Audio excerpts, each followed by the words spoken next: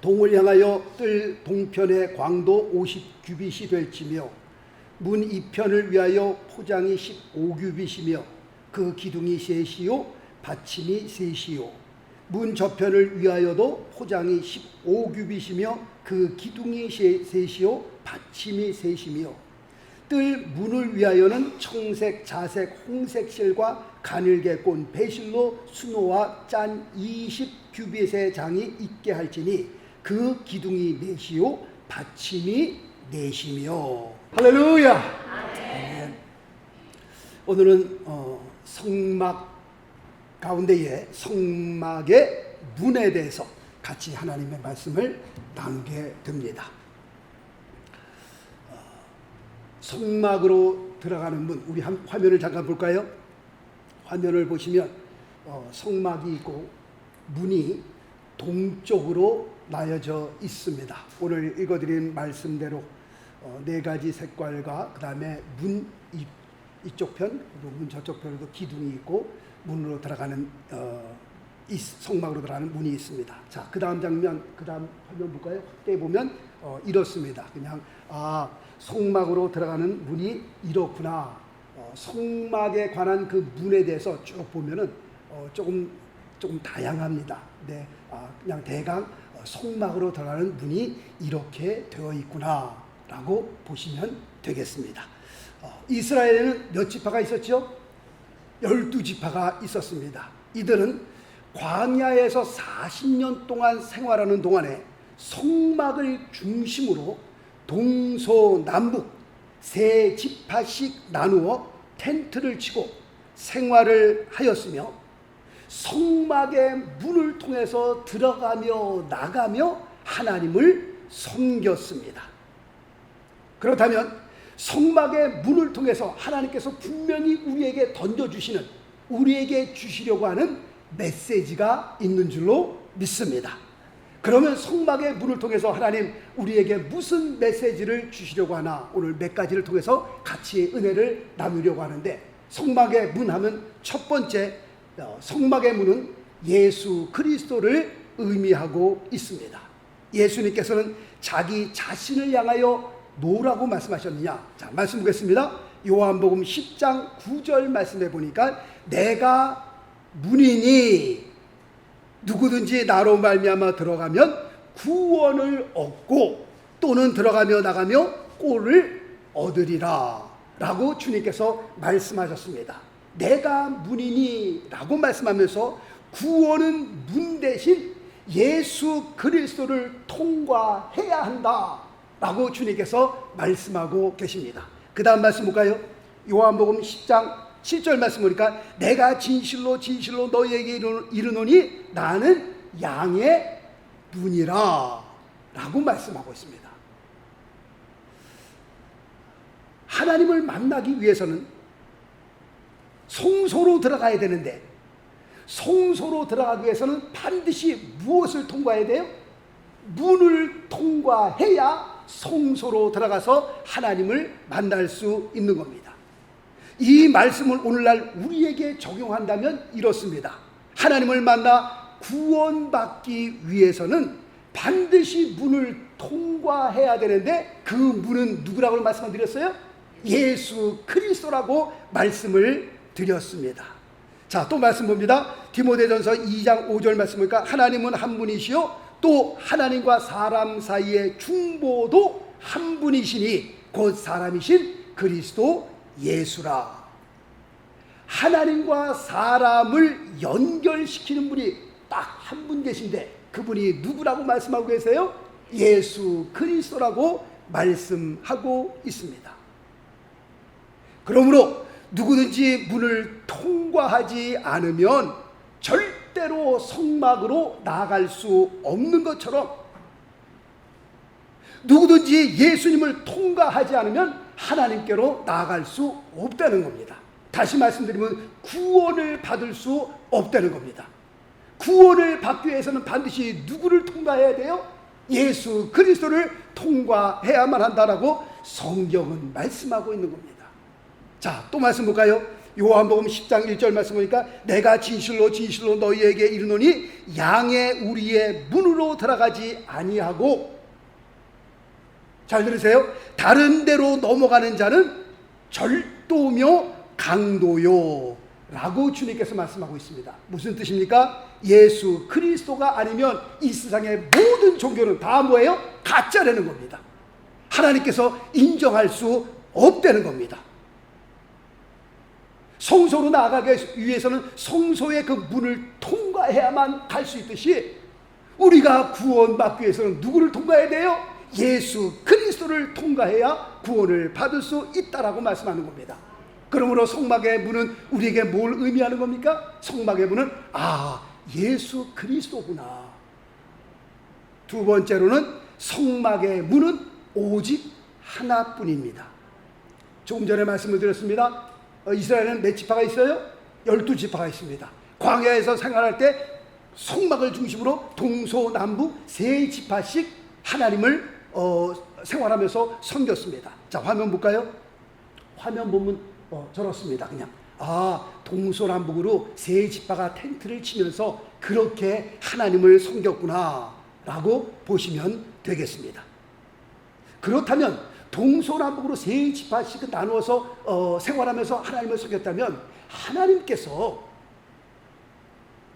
동서남북 그냥 문을 하나씩 다 만들어 주셨으면 그 12지파가 하나님을 섬겼을 때 얼마나 편했을까? 굉장히 편했을 텐데 왜 하나님께서는 문을 하나만 만드셨을까? 여기에도 분명한 메시지가 있는 겁니다. 자, 또 말씀 볼까요? 에베소서 3장 12절 말씀해 보니까 우리가 그 안에서, 누구 안에서? 예수 그리스도 안에서 그를 믿음으로 말미암아, 누구를 믿음으로 말미암아? 예수를 믿음으로 말미암아 담대함과 하나님께 당당히 나아감을 얻느니라. 그 문을 통해서 예수 그리스도로 말미암아 우리가 담대하게 하나님께로 나아갈 수 있는구나. 그 다음 절 말씀 볼까요? 요한복음 14장 6절 말씀 보니까 예수께서 가라사대 내가 곧 길이요 진리요 생명이니 나로 말미암지 않고는 아버지께로 올 자가 없느니라. 늘 말씀드리잖아요. 길 한 길밖에 없는 거예요. 진리 한 진리밖에 없는 거예요. 생명 한 생명밖에 없는 거예요. 이 세상에 예수님 말고 또 다른 진리가 있었더라면 주님께서 이 세상에 오실 필요가 있어요? 없어요? 없는 거죠. 그 진리를 통해서 구원받으면 되는 거니까. 그런데 아니라니까요. 영어로 그 정관사가 붙었다고 늘 말씀드리잖아요. The way, the life, the truth. 한 길, 한 생명, 한 진리밖에 없는 거예요. 그래서 예수님께서 이 세상에 오셨다라고 말씀하고 있는 겁니다. 자, 또 말씀 볼까요? 사도행전 4장 12절 말씀.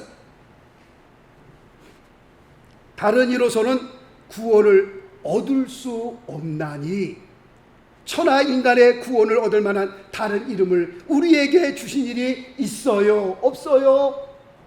있어요? 없어요? 확실하게 말씀하셔야죠. 이거는 우리의 생명이 왔다 갔다 하는 거기 때문에, 구원이 왔다 갔다 하는 거기 때문에 정말 이 하나님 말씀 앞에 요한복음 4장 16절, 사도행전 4장 12절 말씀에 우리는 힘주어서 아멘할 수 있어야 되는 겁니다. 다른 이름은 주신 적이 없다? 예, 맞습니다. 아멘이라고 우리가 화답할 수 있어야 합니다. 오늘날 모든 종교를요 하나로 보고 또 하나로 통일시켜 보려고 하는 혼합주의가 있습니다. 이 혼합주의가요 굉장히 인기를 많이 얻습니다. 이들은 외치는 게 뭐냐? 이 세상의 모든 종교는 다 하나다 라고 그렇게 외치고 있습니다. 서로가 서로를 인정해 주어야 하고 서로가 서로를 받아 주어야 마땅하다, 그렇게 주장하고 있습니다. 굉장히 아름다워 보이죠? 굉장히 멋있어 보이죠? 그러나 이 안에는 굉장히 무서운 함정이 있다는 것을 우리가 아셔야 합니다. 오늘날 신학교도 제가 썩었다라고 말씀드리잖아요. 오죽하면 그런 말이 있어요. 신학교 4년제 들어갔을 때 처음에 부흥강사로 들어간다고 그러잖아요. 은혜 받아갖고서 그냥 하나님의 일하고 싶어서 나도 신학교 가야지 이런 때 부흥강사로 들어갔다가 2년째는 장로 됐다가 3년째는 평신도 됐다가 4년째는 마귀가 돼서 나온다 그러잖아요. 오늘날 신학교 가면요 막 성령 충만으로 예수 충만으로 막 그런 거 배우는 거 아니라니까요. 하나님의 살아계신 거, 하나님의 역사하신 거 그런 거 배우는 거 아니라니까요. 제 친구가 그 박사학위 논문을 쓸 때 먼저 타이틀하고 그 다음에 뭐 이렇게 내용을 간단하게 써서 다 제출하잖아요. 그러면 교수가 보고 딱 체크를 해줘. 오케이 해라. 허락을 받아야 그 논문을 쓸 수 있는 겁니다. 근데 제 친구가 The Resurrection, 예수님의 부활에 대해서 쓰겠다고 제출을 했어요. 그런데 딱지를 맞았어요. 뭐라고 딱지 맞았는지 아세요? 진짜로 이 세상에 일어난 일을 다루려는 거예요. 신학교 그 교수가요. 그 얘기 듣고서 제 친구가 뒤로 넘어졌다는 거 아닙니까? 신학교 교수가 예수님의 부활 안 받겠다는 거예요. 이거 논문으로 받아줄 수 없다는 거예요. 지금 신학교가 그렇습니다. 그러니까 신학교 가면 물론 그렇지 않은 신학교도 있습니다. 그러나 대부분 신학교가요 다 그 신신하게 그 영향을 받아가지고 다 개판입니다. 지금 신학교. 성경을 가르치는 교수가요 성경 안 믿는다니까요. 난 그 사람들이 왜 신학교 교수가 되고 왜 목사가 됐는지 정말 물어보고 싶어요. 성경도 안 믿는 사람이 왜 신학 교수가 됐는지. 오늘날 그렇습니다. 신학교들이 썩었습니다. 많은 신학교들이요 신신학을 받아들이면서 아까 말씀드리잖아요. 모든 종교는 다 하나다. 다 인정해주고 받아주어야 된다. 오늘날 신학교가 오늘날 그렇습니다. 그런 지금 시점에 있습니다. 몇 년 전에 뉴저지에 있는 어느 신학교 학장이 취임을 하는데 그 신학교 학장으로 취임하는 그 일을 축하하기 위해서 여러 종교에서 같이 모였습니다. 그런데 그 중에 중이요 목탁을 갖고 왔어요. 그 신학교 학장 취임하는데 축하한다고 뚝딱뚝딱 뚫리고 세상에 이게 말이 되냔 말이에요. 이게. 하나님을 믿는 그 신학교 학장에게 선물을 목탁을 준다는 게 그게 말이 되는 얘기냔 말이에요. 노아가 만든 방주를 보니까 방주에 그 큰 방주에 문은 몇 개라고요? 딱 몇 개예요? 답을 주는데도 그렇죠. 답을 주는데도 답을 얘기를 못하면 어떡하세요? 그 큰 방주에 들어가는 문도 하나님께서 노아를 향하여 딱 하나만 만들어서 하나만. 성막도 같은 원리입니다. 다른 문은 없습니다. 성소로 들어가기 위한 그 문은 딱 하나밖에 없는데 그 문이 누구예요? 예수 그리스도라고 말씀을 드립니다. 세 번째, 성막으로 들어가는 문은 아주 넓습니다. 자, 또 화면을 한번 또 볼까요? 화면을 보면요,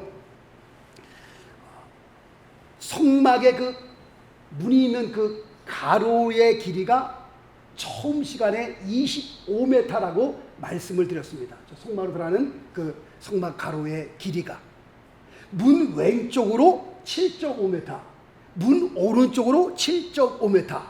그래서 15m를 빼면은 성소로 들어가는 그 문의 크기는 약 10m다라고 볼 수 있습니다. 요즘에 대문 10m짜리 대문 보신 적 있으세요? 성소로 들어가는 그 문의 크기는 10m. 하나님께서 굉장히 크게 만드셨다라는 것을 보게 됩니다. 그렇다면 왜 하나님께서 성소로 들어가는 그 문을 그렇게 10m나 크게 만들었을까? 여기에도 우리에게 주시고자 하는 하나님의 메시지가 있는 겁니다. 세상 집들은요, 세상 건물들의 그 문들은 그 문을 만든 목적이 물론 주인이 왔다 갔다 하기 위해서 만들었지만 아무나 들어오지 못하게 하기 위해서 그 대문을 만든 겁니다. 그래서 그런지 제가 압구정동에 한 번을 갔는데요. 어느 집에 들어갔는데 그 집에 자물통이 4개가 있더라고요. 근데 그 자물통도 우리처럼 딱딱 뭐 이렇게 쉬운 자물통이 아니라 굉장히 복잡해요. 그 자물통 하나가 얼마냐면 제가 그때 한 10년 전에 갔다 목사님 이 자물통 하나에 50만 원입니다. 그러니까 그 대문에 붙어있는 자물통만 몇 개예요? 4개니까 200만 원이더라고. 그러니까 2,000불, 그 자물통만 2,000불이더라고요. 제가 볼일 보러 나가는데 못 열겠어요, 이거를. 이 문 좀 열어 따주세요. 그러니까 그분이 와서, 주인이 와서 다 하는데, 야, 그 4개 자물통만 풀어도 한 2, 3분 걸리더라고, 보니까요. 그 집안에 뭐 굉장한 게 있는 것 같아요, 보니까요. 아무나 못 들어오기 위해서 그 문을 자물통, 2만 원 자물통을 4개씩이나 하는데, 그거는 무슨 뜻이에요? 아무나 들어오지 못하게 하기 위해서 그렇게 한 겁니다. 그러나 성막으로 들어가는 문은 어떻게 해요? 안 그렇습니다. 들어가는 문턱도 없고요. 그 다음에 문이 굉장히 넓습니다. 자, 말씀 볼까요? 디모데전서 2장 4절 말씀 보니까 하나님은 모든 사람이 이스라엘 백성만요? 아니요. 우리 한국 사람만 아니요. 하나님은 모든 사람이 구원을 받으며 진리를 아는 데 이르기를 원하시느니라. 하나님의 마음입니다. 그러므로 구원의 문은 모든 사람에게 흑인, 백인, 황족인 상관없이 아시아에 사는 사람이든 북아프리카에 사는 사람이든 남아프리카에 사는 사람이든 상관없이 하나님께서 구원의 문은 누구에게나 열어놓으셨어요. 이와 같이 성막의 문도 누구에게나 크게 열려 있다라고 하는 사실입니다. 자, 또 말씀 볼까요? 요한복음 3장 16절 하나님이 세상을 이처럼 사랑하사 독생자를 주셨으니 이는 저를 믿는 자마다, 영어 성경에 보니까 이는 이라는 단어가 whosoever, 누구든지예요. 누구든지. 하나님이 세상을 이처럼 사랑하사 독생자를 주셨으니 누구든지 나 같은 죄인까지도 그래서 구원받은 거 아니겠어요? 예수 믿고 누구든지 저를 믿는 자마다 멸망치 않고 영생을 얻게 하려 하심이니라. 그 다음 절 말씀 볼까요? 마태복음 28장 19절 그러므로 너희는 가서 모든 족속으로 제자를 삼아. 모든 족속으로 복음을 전하여 그들을 구원받게 하려는 겁니다. 그래서 특별히 위클리프라는 그 선교단체가 있어요. 그 선교단체는요 밀림 지역만 들어갑니다. 아직도 복음이 들어가지 않은 그 지역들만 헬리콥터 타고 쭉 다니면서요 그런 지역을 찾으면 보내는 거예요.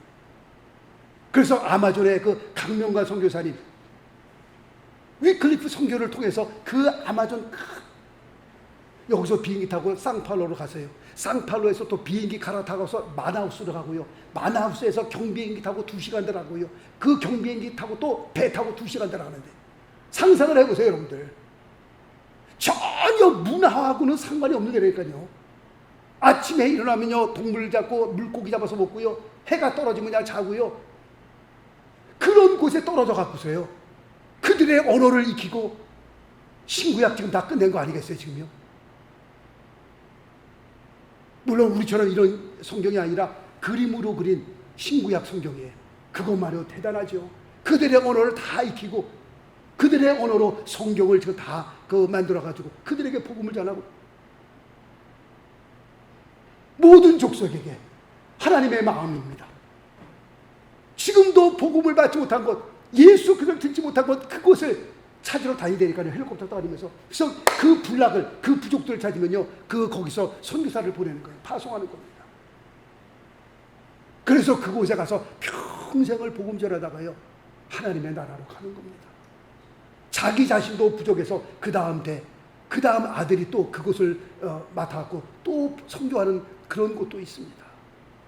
우리가 가야 하는데 우리 대신 가서 그렇게 복음을 전해주시니 얼마나 감사한 겁니까? 우리와 연결되어 있는 지금 남아공화국, 파라과이, 에콰도르, 서부 사하라 거기서는요 예수 얘기도 잘 못합니다. 잘못했다가 잡아 죽습니다. 그 다음에 미얀마 정말 위험한 곳에 가서 복음을 전하는 그 선교사님들 특별히 이렇게 아마존에서 뭐 안식년을 받아 6, 7년마다 한 번씩 한국 가잖아요. 머리부터 발까지 다 검사해야 돼요. 이빨 뭐 성한 데가 없어요. 성한 데가. 물도 그냥 흐르는 물, 냇가 물 받아다가요 3일을 밑에 놔두면 쫙 모래부터 다 가라앉으면 그 위에 물 살짝 떠다가 그거 갖고 마시고, 비가 오는 날이면 대박이 터지는 겁니다. 그냥 그릇이랑 그릇은 다 갖다 놓고요 빗물 받느라고. 그렇게 7년을 사역하다가 안식년을 받아 한국 가면요 그냥 뭐 안 아픈 데가 없대요. 다 그렇게 복음을 전하고 있습니다. 하나님의 마음을 품고 그들이 가서 복음을 전하는, 모든 족속으로 가서 제자를 삼아. 사도행전 1장 8절 말씀해 보니까요 성막의 문은 예루살렘에 있는 사람도 들어올 수 있게 하였고요, 사도행전 1장 8절 말씀 보니까 성막의 문은 유대에 있는 사람도 들어올 수 있게 하였고요, 사마리아에 있는 사람도 들어올 수 있게 하였고요, 땅 끝에 있는 사람까지도 다 들어올 수 있도록 그렇게 넓게 문을 만들었다라고 하는 사실입니다. 그리고 들어올 때는 말씀 볼까요? 이사야서 55장 1절 말씀 보니까 너희 목마른 자들아 물로 나아오라, 돈 없는 자도 오라, 너희는 와서 사 먹되 돈 없이, 그리고 어떻게 해요? 값 없이 와서 포도주와 젖을 사라. 이 넓은 성막문으로 들어올 때는요 하나님께서 자격 묻지 않습니다. 너 얼마큼 배웠냐? 너 돈 얼마큼 가졌냐? 너 얼마나 세상에서 사회에 나가서 대단한 사람이냐? 그런 거 묻지 않습니다. 자격도 묻지 않고요, 우리의 조건도 따지지 않고요, 돈도 필요 없다는 거예요. 그냥 오라는 겁니다. 이 모습 이대로 그냥 나오라는 겁니다. 그 넓은 문으로 모든 사람이 들어올 수 있도록 하나님께서 그 성막의 문을 세상을 향하여 넓게 열었다라고 하는 사실입니다. 그러므로 성막은요 누구든지 들어올 수 있어야 하고요, 그리고 또 누구든지 들어와야 하는 겁니다. 그래야 살 수 있는 겁니다. 오늘날의 교회가 그렇습니다. 누구든지 들어올 수 있어야 되고요, 누구든지 또 들어와야 하는 겁니다. 네 번째로, 성막의 문은 4가지 색깔로 되어 있습니다. 오늘 말씀해 보니까 청색, 자색, 홍색, 배실. 이 배실은 흰색을 가리켜 말씀하고 있습니다. 첫 번째 자색부터 좀 말씀드리겠습니다. 자색, 이 자색은 왕을 상징하는 색깔입니다. 그러므로 마태복음은 이 세상에 오신 예수님을 왕으로 오신 분으로 표현하고 있습니다. 자, 말씀 볼까요? 마태복음 2장 2절 말씀 보니까 유대인의 왕으로 나신 이가 어디 계시니요? 우리가 동방에서 그의 별을 보고 그에게 경배하러 왔노라. 이 자색은 왕을 표현하는 건데 마태복음은 예수님께서 왕으로 오신 분으로 묘사하고 있습니다. 두 번째는 홍색입니다. 이 홍색은, 빨간색은 피 또는 고난을 상징하는 색깔입니다.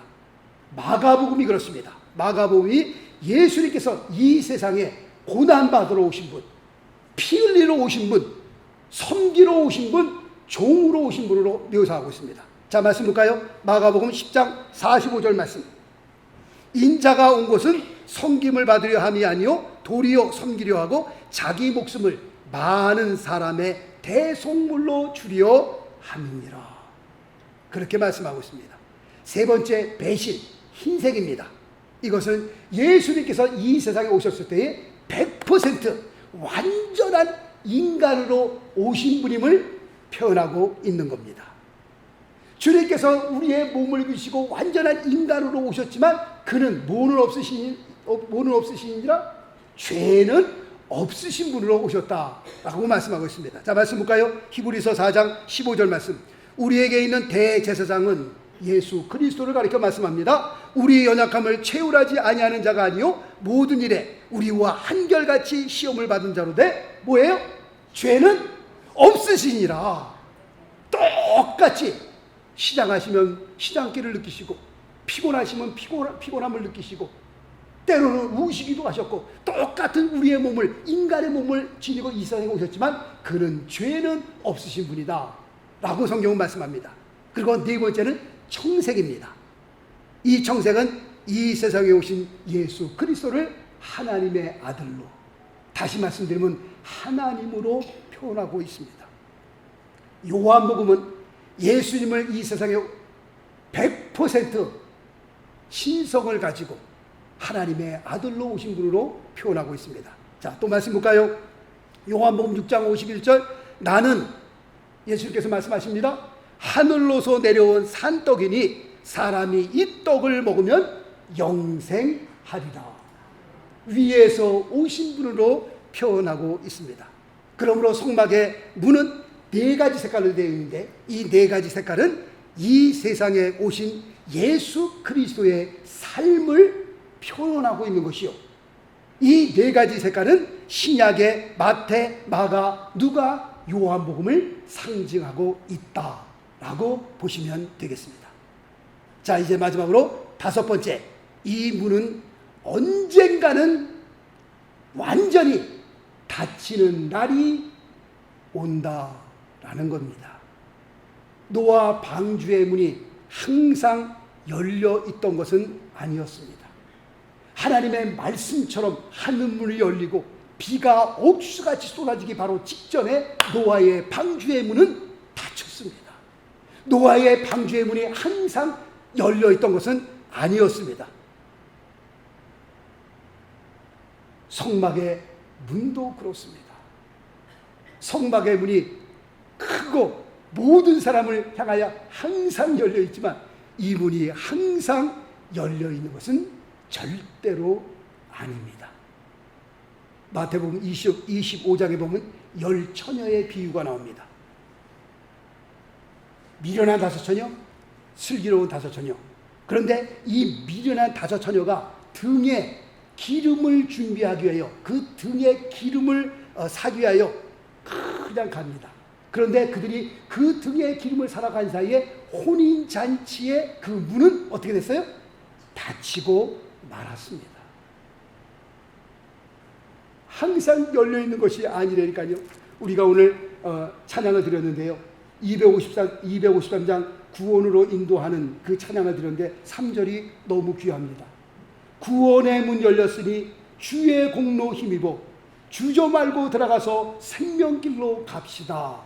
그런데 보니까 그 다음에 보니까 구원의 문 닫힌 후엔 들어가고 싶으나 한 번 닫힌 구원의 문 또 열려지지 않으리.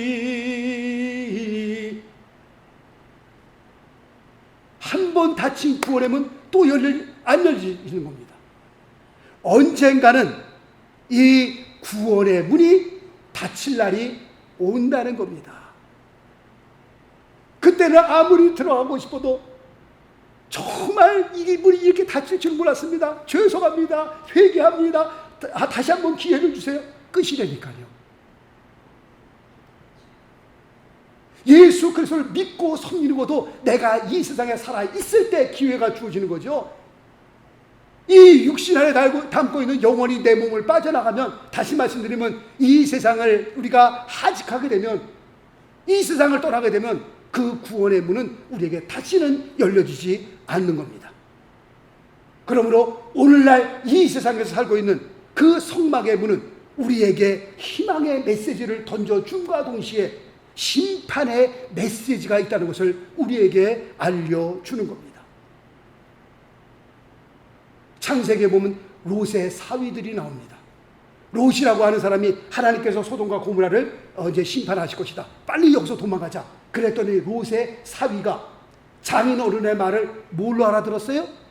농담으로 받아들였더라. 농담으로 하나님의 말씀을 받은 겁니다. 결과는 뭡니까? 하나님께서 소돔과 고모라 땅을 심판할 때 같이 죽임을 당하고 말았습니다. 때가 되면 우리가 원턴지 아니 원턴지 주님은 다시 오십니다. 요한계시록 22장 21절 20절 21절 그 마지막 권 마지막 장 마지막 두 절에 주님께서 속히 오시겠다라고 말씀하고 있습니다. 그 말씀을 향하여 무슨 21세기에 예수님이 오시고 무슨 예수님의 부활이 있고 무슨 재림이 있고 무슨 천국까지 여기 있어 라고 농담으로 받아들이는 사람은 소돔과 고모라가 하나님의 불심판을 받았을 때 거기서 롯의 사위들이 죽었던 것처럼 그런 어마어마한 일이 일어나게 될 것입니다. 성막의 문이 항상 열려 있는 것은 아닙니다. 하나님께서 성막의 문을 닫는 날이 있는데 한번 닫힌 그 문은, 구원의 문은 다시는 열려지지 않습니다. 그러므로 다시 오실 예수 그리스도를 바라보며 우리 모두가 정신을 바짝 차리고 우리가 앞으로 10년, 20년, 30년, 40년을 더 살지 사는 그 순간 예수 잘 믿고 신앙생활 열심히 하고 하나님 부르실 때에 정말 믿음으로 이 세상을 떠나는, 구원을 받고 떠나는 그런 귀한 축복이 여러분의 가정에 있게 되시길 예수 그리스도 이름으로 축원합니다. 축원합니다. 아멘. 기도하겠습니다.